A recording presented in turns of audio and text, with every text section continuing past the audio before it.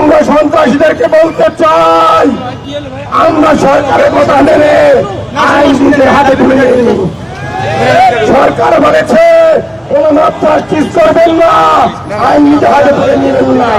আমরা সরকারের কথা মেনে নিয়েছিলাম, ডক্টর মোহাম্মদ ইউনূসের কথা মেনে নিয়েছিলাম। আজকে আমাদের বিপ্লবীদের গায়ে আওয়ামী লীগ আঘাত করেছে, সন্ত্রাসীরা আঘাত করেছে। এখন থেকে আমরা আর কোন আইন মানব না। আমরা প্রত্যেকটি আঘাতের পাল্টা আঘাত করব। আমরা সরকারকে বলতে চাই, আপনারা যে ধরনের ডেভিল হান্ট নাটক করেছেন, বাংলার মানুষের কাছে স্পষ্ট, আপনাদের এই ডেভিল হান্ট বিপ্লবীদেরকে রক্ষা করতে পারে না, বাংলাদেশের জনগণকে কি আর রক্ষা করবে?